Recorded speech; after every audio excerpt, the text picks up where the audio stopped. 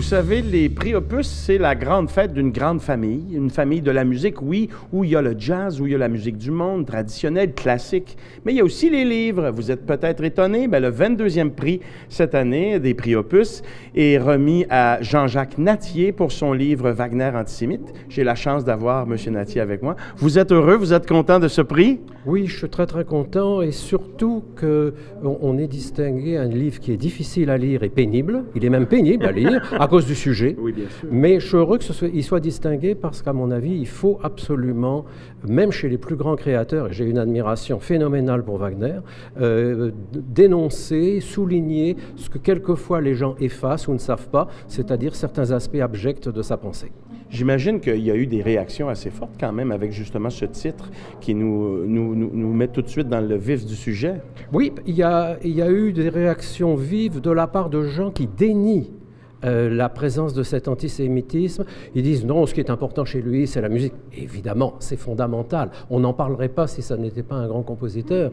Mais il y a beaucoup de mes lecteurs qui ont été surpris d'apprendre des choses dont on ne parle pas. Ce sont les recherches musicologiques qui ont permis de l'établir et de voir que, par exemple, il y a des aspects antisémites dans la musique.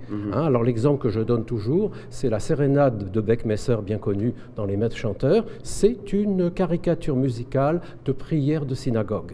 Et à tel point que lorsque l'œuvre a été créée, la première à Vienne et à Berlin, eh bien les membres de la communauté juive qui étaient présents ont manifesté, ont chahuté, parce qu'ils l'ont reconnue. Ben, je ne peux pas m'empêcher de faire le lien avec ce qu'on vit présentement, évidemment, dans le monde entier, sur la situation que les femmes vivent, où dans certains cas, où on dénie tout ça. C'est la même chose, finalement. C'est ça. Il faut dire ces choses-là. Il faut les dire, oui, voilà. Mais il y a eu donc ce prix Opus pour votre livre, mais je sais que vous avez une autre œuvre qui va être publiée bientôt.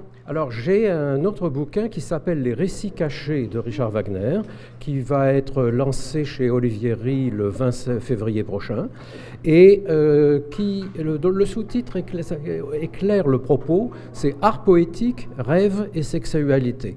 C'est l'idée que derrière les intrigues qui nous sont racontées dans les 10 plus grands opéras de Wagner, il y a des éléments absolument fondamentaux pour lui, mais qui sont là, à savoir y compris des éléments de théorie sur l'opéra qui sont incarnés par des allégories, par des personnages. Siegfried, c'est le poète, Brünnhilde, c'est la musique. Ça, c'est démontré dans mon bouquin. Et il y a aussi le rôle que joue le rêve dans chacun de ces opéras, qui sont une image du processus créateur chez Wagner, comme chez beaucoup de romantiques. Et puis, il y a la sexualité, parce que ces allégories, ces personnages entretiennent des relations très très spécifiques sous la houlette de l'androgynie. Siegfried, c'est le poète, Brünnhilde, c'est la musique, mais Wagner, ne l'oublions pas, il était à la fois poète et musicien, c'est-à-dire à la fois homme et femme dans son processus créateur. Eh bien, c'est franchement intéressant tout ça, et on a très hâte de lire le nouveau livre.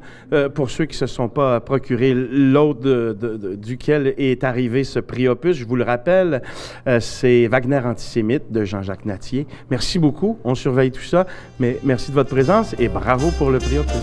Merci infiniment.